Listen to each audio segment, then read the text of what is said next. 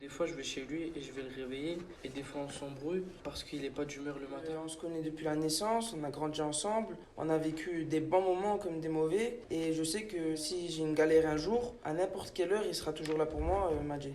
En fait, quand je vais chez Elias, je me sens comme chez moi. C'est comme un deuxième maison, mon deuxième foyer. Sa mère, elle m'appelle Wuldi, ça veut dire mon fils en arabe. Elle me parle comme si c'était ma mère. Ouais, pareil. Sa mère aussi, elle m'appelle Boldi.